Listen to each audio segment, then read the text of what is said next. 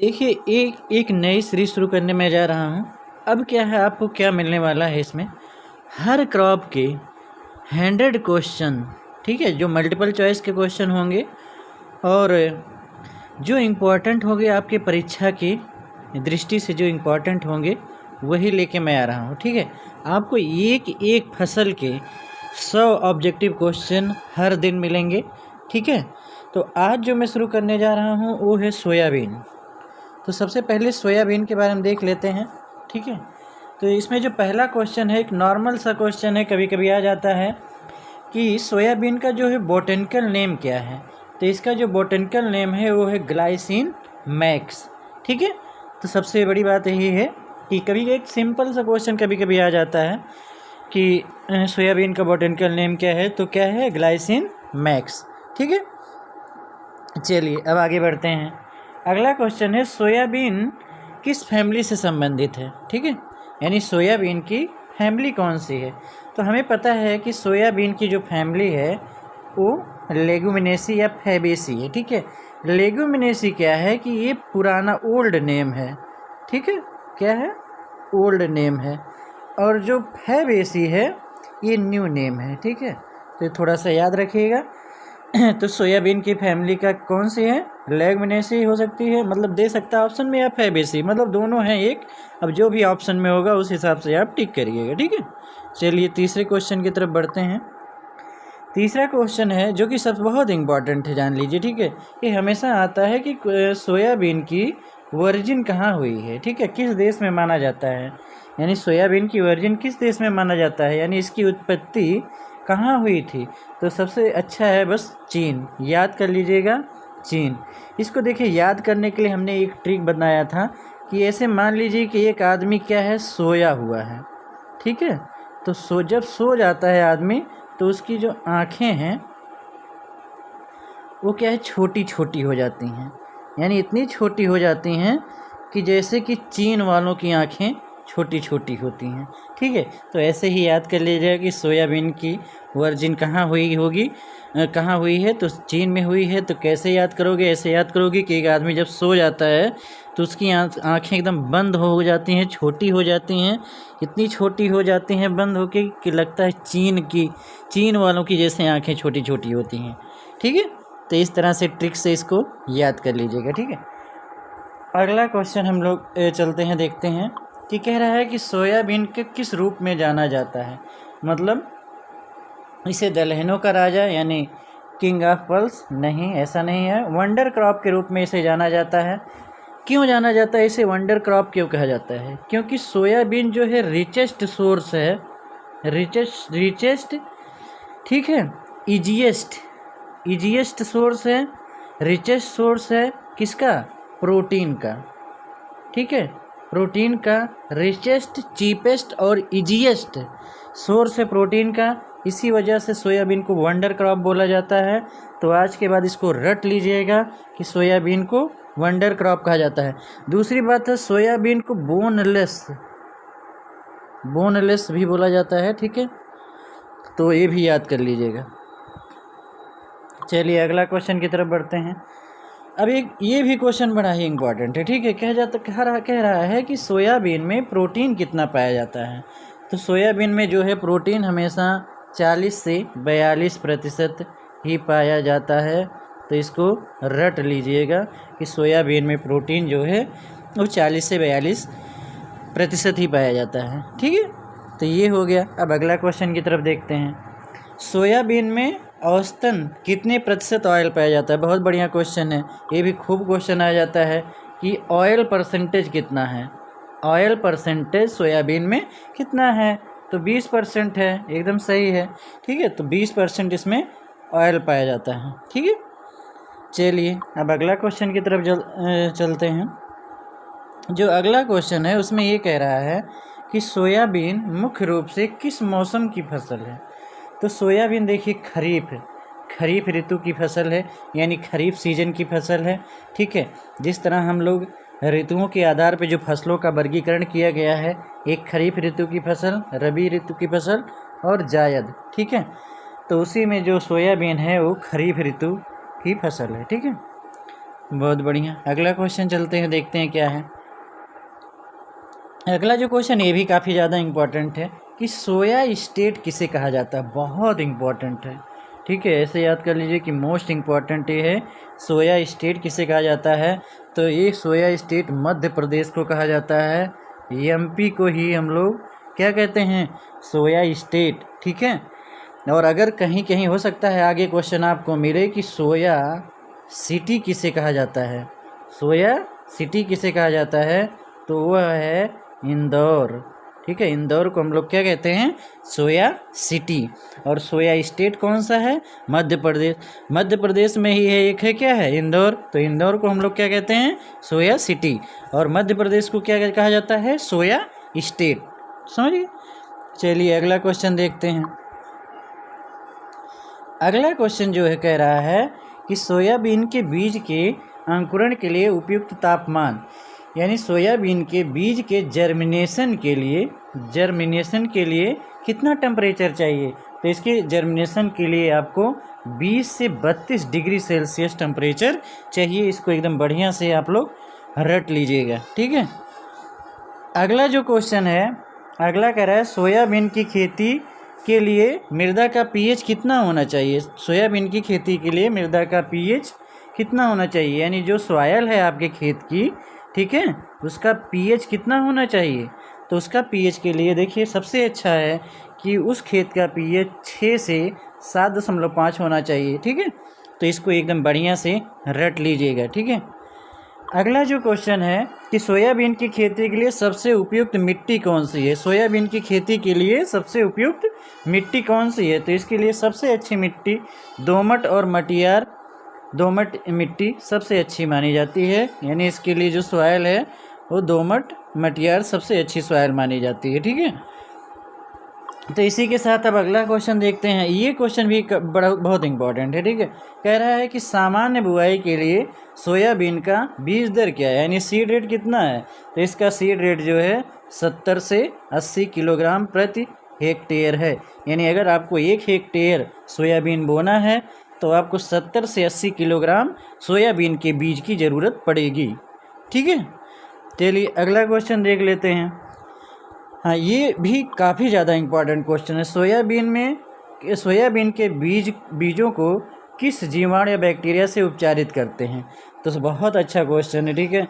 तो राइजोबियम जापोनिकम जो बैक्टीरिया है, ठीक है, एक स्ट्रेन है राइजोबियम की, ठीक है, उसी से ही इसके सीड को ट्रीट किया जाता है। जैसे मान लीजिए कि आपके पास सोयाबीन का बीज है, तो राइजोबियम किस बैक्टीरिया के द्वारा, यानी राइजोबियम के किस स्ट्रेन के द्वारा इसको उपचारित करेंगे, तो राइजोबियम जापोनिकम। एकदम बढ़िया से आप इसको ये दिमाग में रखिएगा, ठीक है।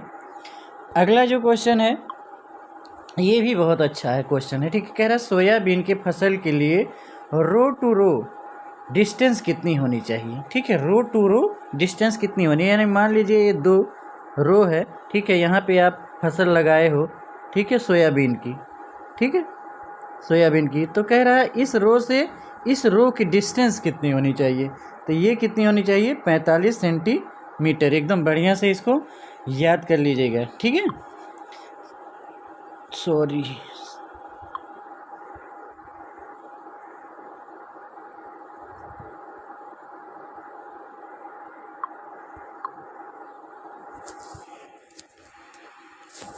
ठीक है, थोड़ा सा दिक्कत आ गई थी, ठीक है। चलिए कोई बात नहीं, अब आ जाते हैं अपने मेन टॉपिक पे फिर, ठीक है। अगला क्वेश्चन है जो कि सोयाबीन की बीजों की बुआई की गहराई कितनी होती है। यानी जब भी आप सोयाबीन के बीज की बुआई करने जा रहे हो तो कितनी गहराई पे हमें बीज को रखना है। जैसे मान लीजिए आपका खेत है, ठीक है, मिट्टी है इसमें, ठीक है, तो यानी तो बीज को आप कितनी गहराई तक आप रख सकते हैं। तो ये कितना है, 3 से 5 सेंटीमीटर, ठीक है। इससे ज़्यादा ना रखिएगा, क्योंकि अगर बहुत ज़्यादा गहराई में हम लोग रख देंगे तो बीज सड़ भी जाएगा, जर्मिनेशन में काफ़ी ज़्यादा समस्या आएंगी, ठीक है। तो ये क्वेश्चन हो गया। अगला जो क्वेश्चन है ये भी काफ़ी ज़्यादा इम्पोर्टेंट है। इस क्वेश्चन में ये है, कह रहा है कि राष्ट्रीय सोयाबीन अनुसंधान केंद्र, जिसे कहते हैं national research centre for soya bean, ठीक है, national research centre for soybean. बहुत बढ़िया क्वेश्चन है। इंदौर में है, और इंदौर कहाँ है? एमपी में है, और एमपी को ही क्या कहा जाता है? सोया स्टेट, और इंदौर के को क्या कहा जाता है? सोया सिटी, ठीक है। तो इसी तरह इसको याद कर लीजिएगा। अगला जो क्वेश्चन है वो है सोयाबीन की पत्तियों में येलो मोज़ेक रोग किसके द्वारा फैलता है? बहुत इस पॉइंट को याद रखिएगा। देखिए, एक होता है ट्रांसमिट कौन करता है, ठीक है, एक ट्रांसमिट कौन करता है, एक काज कौन करता है, यानी किसके द्वारा होता है और कौन फैलाता है। फैलाने का मतलब ये है कि कौन एक पेड़ से दूसरे पेड़ पे ले जाके इसको फैलाता है, ठीक है।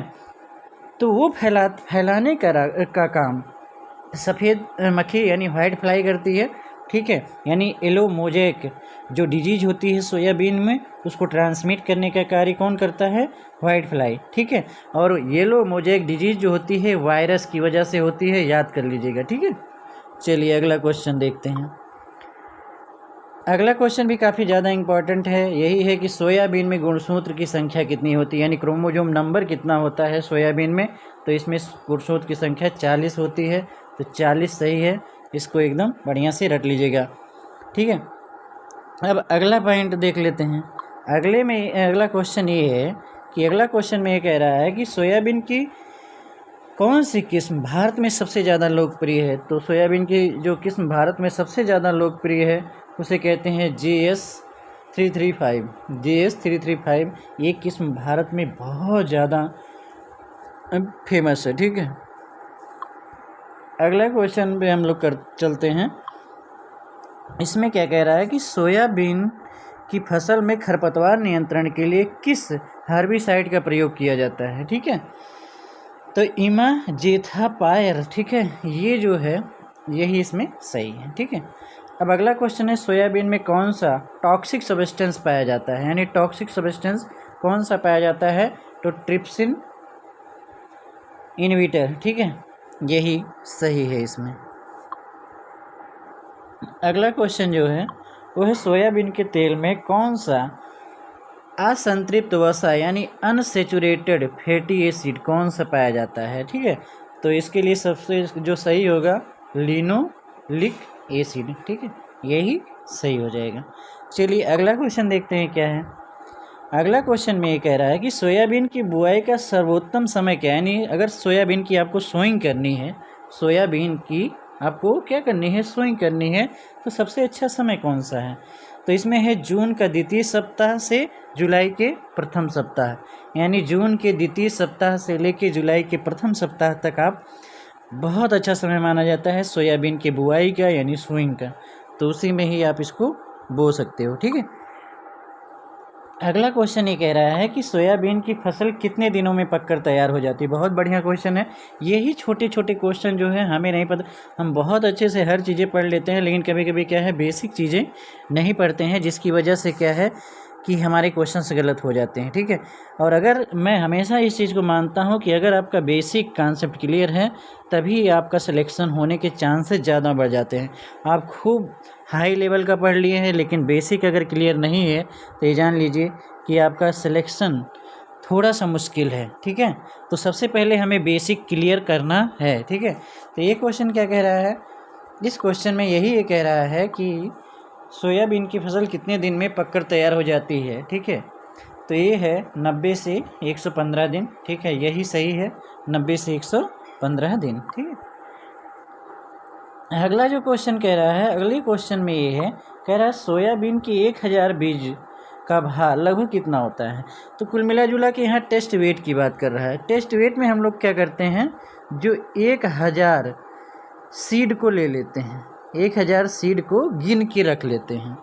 1000 सीड को पहले गिनेंगे, फिर क्या है उसका वेट करेंगे, फिर उसी 1000 सीड का वेट कर लेंगे, फिर जितना वेट आएगा वही उसका क्या है? टेस्ट वेट है। समझ गए?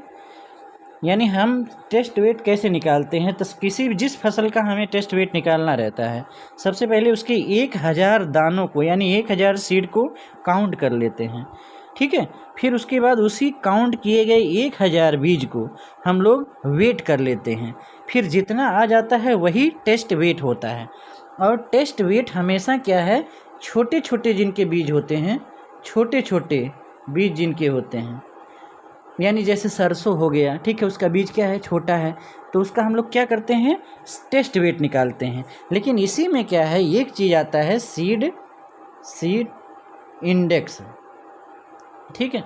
सीड इंडेक्स हम लोग क्या करते हैं, बड़े बड़े दानों वाले जो बीज होते हैं उनका निकालते हैं। इसमें हम लोग क्या करते हैं, 100 सीड ही केवल लेते हैं, 100 सीड गिन लेते हैं, उसको वेट कर लेते हैं, लेकिन वो बड़े बड़े दानों वाला, जैसे अरहर हो गया, मटर हो गया, चना हो गया, मूंगफली हो गया, तो ये सब बड़ी बड़ी दाने वाली फसलें हैं, तो इनका हम लोग सीड इंडेक्स निकालते हैं। छोटे छोटे जो दाने वाले होते हैं उनका हम लोग टेस्ट वेट निकालते हैं, ठीक है। टेस्ट वेट में हम लोग टेस्ट वेट में हम लोग 1000 सीड को गिनते हैं, काउंट करते हैं, फिर उसका वेट करते हैं, ठीक है, फिर उसका क्या है, वजन करते हैं, तो जो निकल के आता है वही उसका क्या है, टेस्ट वेट होता है। लेकिन हम लोग जब सीड इंडेक्स निकालते हैं तो उसमें भी हम लोग क्या करते हैं, 100 दानों को गिनते हैं। समझ में? ठीक, क्लियर हो गया होगा।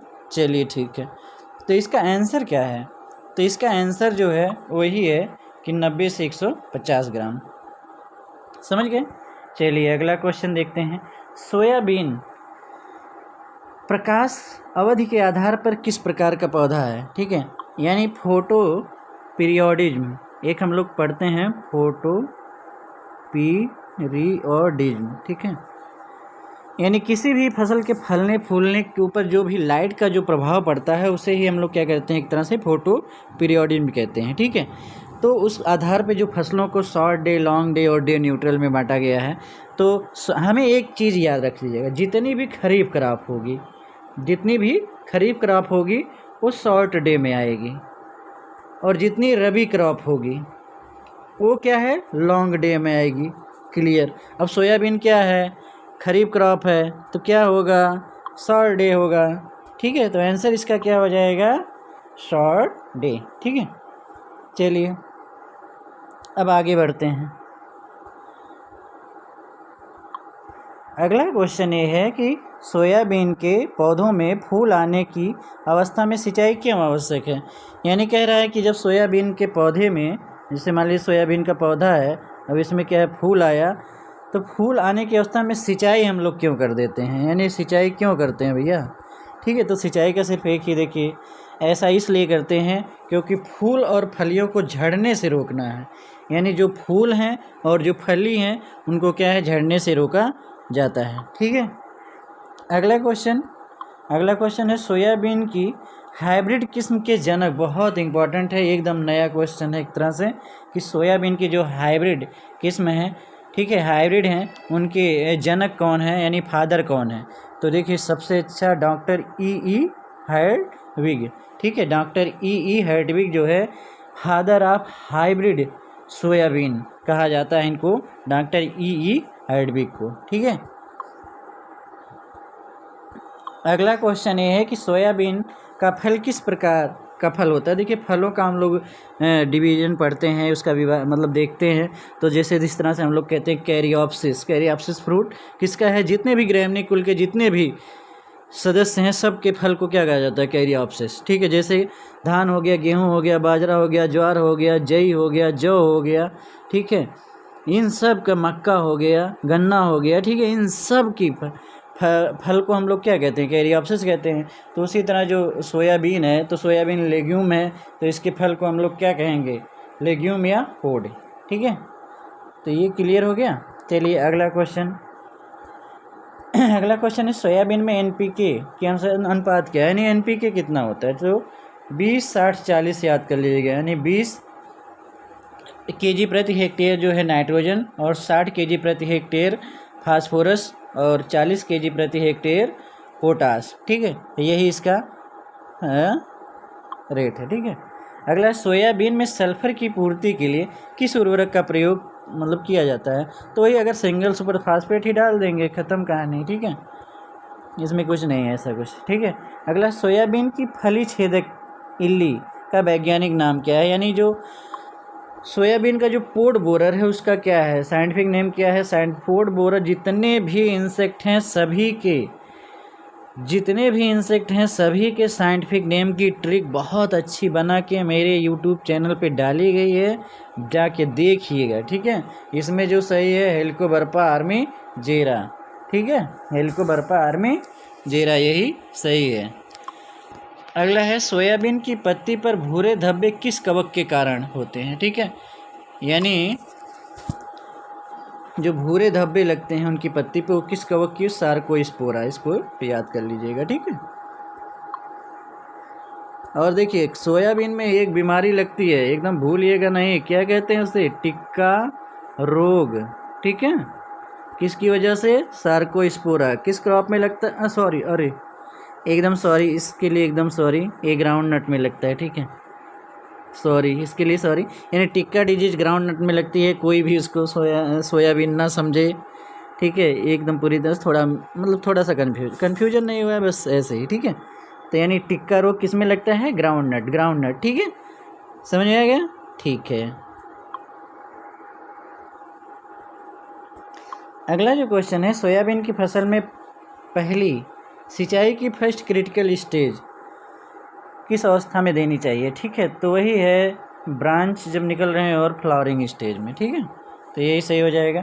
अब कह रहा है सोयाबीन के 100 ग्राम दाने में लगभग कितनी ऊर्जा प्राप्त होती है।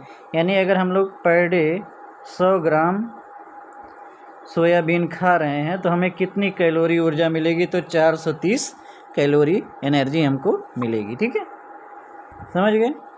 चलिए अगला जो क्वेश्चन कह रहा है कि विश्व में सोयाबीन का सर्वाधिक उत्पादन किस देश में होता है। देखिए या भी क्या है, ये नए डाटे हैं, ठीक है, तो इसको एकदम मतलब ऐसा नहीं कि हम ब्राज़ील टिक कर दें, अमेरिका टिक कर दें, इसके लिए थोड़ा सा नया डाटा जो आया होगा उसे ही देखिएगा, नया डाटा, ठीक है। इसको यहाँ एकदम एग्जैक्टली ना वो सही ही मान लीजिएगा, सही तो इसमें ब्राज़ील अमेरिका जो भी दिया है, ठीक है, लेकिन क्या है कि आप एक बार इस डाटा को, नया डाटा है, इसको देखिएगा, या तो मैं खुद बता दूंगा, ठीक है। जो हर साल के जो नए नए डाटे आते हैं उसमें मैं बता दूंगा आपको, उसमें कोई दिक्कत नहीं है। अगला कह रहा है सोयाबीन के बीज की वायबिलिटी कितने समय तक अच्छी रहती है। वायबिलिटी जो है सीड के जर्मिनेट करने की क्षमता, यानी किसी भी बीज के जर्मिनेट करने की जो क्षमता होती है उसे हम लोग क्या कहते हैं, सीड की वायबिलिटी। तो ये लगभग 6 से 9 माह तक होती है, ठीक है। तो सोयाबीन की सीड की जो जर्मिनेट करने की क्षमता, यानी वो कितने दिन तक जर्मिनेट करने लायक रहता है, तो वो 6 से 9 माह सही होगी, ठीक है। सोयाबीन में तेल निकालने हेतु किस विधि का प्रयोग, अगर हाँ बिल्कुल एकदम सही है कि अगर आपको सोयाबीन से तेल निकालना है तो कौन सी विधि का आप प्रयोग करोगे, तो यह है सॉल्वेंट एक्सट्रैक्शन मेथड, ठीक है। क्या है, सॉल्वेंट एक्सट्रैक्शन मेथड, ठीक है, उसी से ही हम लोग इसके तेल को निकालेंगे, ठीक है। अगला ये कह रहा है कि सोयाबीन के फसल में राइजोबियम कल्चर का प्रयोग कैसे करते हैं। तो कुछ नहीं, क्या करते हैं, सीड ट्रीटमेंट कर देते हैं। राइजोबियम कल्चर में हम लोग क्या करते हैं, सीड ट्रीटमेंट ही कर देते हैं, ठीक है। चलिए अगला क्वेश्चन देखते हैं क्या है। सोयाबीन के पौधों में राइजोबियम ग्रंथि किस रंग के होने पर सक्रिय मानी गई। एकदम बहुत बढ़िया क्वेश्चन है, मोस्ट इम्पॉर्टेंट है, ये पिंक कलर होता है, ठीक है। यानी सोयाबीन के पौधों में राइजोबियम ग्रंथि जो होती है, ठीक है, यहाँ जो नोड्यूल्स बन जाते हैं, ठीक है, उसकी जड़ों में किस कलर के हो जाते हैं, पिंक कलर के, तो सक्रिय माना जाता है कि अब ये सक्रिय हो गया है, ठीक है। अगला कह रहा है कि सोयाबीन की जड़ों में ग्रंथियों का गुलाबी रंग किस वर्णक के कारण होता है। जैसे मान लीजिए ये सोयाबीन का एक पौधा है, ठीक है, अब क्या है, ये इसकी जो है इसे हम लोग कहते हैं प्राइमरी रूट, ठीक है। फिर क्या, यहाँ से जो दूसरी जड़ें निकलती हैं इसे हम लोग कहते हैं सेकेंडरी रूट, और इसी सेकेंडरी रूट पे ही गांठें जो पाई जाती हैं, ठीक है, इसे ही हम लोग क्या कहते हैं, नोड्यूल, ठीक है। तो इसी में क्या है, राइजोबियम बैक्टीरिया अपना रहता है और यहीं पे वातावरण की हमारे जो नाइट्रोजन है उसका फिक्सेशन करता है। तो क्या है, यहाँ लेग हीमोग्लोबिन सही हो जाएगा। सोयाबीन की जड़ों में ग्रंथियों का गुलाबी रंग किस वर्णक के कारण होता है, तो लेग हीमोग्लोबिन पाया जाता है, ठीक है। अगला क्वेश्चन है कि सोयाबीन की कौन सी किस्म ब्लैक सीडेड यानी काले बीज वाली होती है। बहुत बढ़िया क्वेश्चन है, ठीक है, इसको याद रख लीजिएगा। यानी वह सोयाबीन की वह कौन सी वैरायटी है जो ब्लैक सीडेड होती है, यानी काले सीड वाली होती है। ठीक है, तो काली तूर। ठीक है, काली तूर एकदम इसकी समझिए कि जो किस्म है, जो वैरायटी है काली तूर, जो किस्म है सोयाबीन की, उसमें क्या होता है कि उसके जो सीड होते हैं वो ब्लैक कलर के होते हैं। समझ में आया? चलिए अगला क्वेश्चन देखते हैं। सोयाबीन की बुआई के लिए बीज की गहराई अधिक रखने पर क्या होगा। ठीक है, जैसे अभी हम लोग ऊपर पढ़ रहे हैं कितनी गहराई रखना है। तो देखिए कह रहा है कि जैसे मान लीजिए आपका खेत है, ठीक है, ये क्या है, खेत है। अब अगर यहाँ पे गहराई, अगर बहुत गहराई में हम इसके बीज को रख देंगे तो उससे क्या होने वाला है, तो हमने कहा था कि उसके जर्मिनेशन में बाधा आ जाएगी, यानी जर्मिनेट नहीं करेगा। ठीक है, और हो सकता है कि वो सड़ जाए वहाँ पे उसका बीज। ठीक है, समझ गए? तो इस चीज़ को याद रखिए। अब कह रहा है सोयाबीन का चारकोल रॉट एक डिजीज होती है सोयाबीन में। तो कह रहा है किसकी वजह, देखिए ये जो होता है फंगस की वजह से, और फंगस का नाम है मैक्रोफोमिना फेसियोलिना। ठीक है, तो ये सही हो गया है। अगला क्वेश्चन ये कह रहा है कि सोयाबीन की कटाई की सही अवस्था क्या है। तो देखिए सोयाबीन को अगर आपको काटना है तो सबसे पहले खेत में जाइए और खेत में देखिए कि पत्तियां पीली पड़ गई हैं कि नहीं। ठीक है, और फलियां सूख गई हैं कि नहीं। अगर पत्तियां पीली पड़ गई हों और फलियां सूख गई हों तो आप तुरंत सोयाबीन की कटाई कर लीजिए। ठीक है, अब कह रहा है कि सोयाबीन के भंडारण में, यानी अगर हमें सोयाबीन का स्टोरेज करना है, मान ली काट लिए, काटने के बाद उसको स्टोर करने जा रहे हैं, तो कितना उसमें मॉइस्चर होना चाहिए, तो 8 से 10% मॉइस्चर होना चाहिए। ठीक है, तो 8 से 10% मॉइस्चर उसमें होना ही चाहिए। तो चलिए आज के लिए यहीं पे रोकते हैं थोड़ी देर के लिए।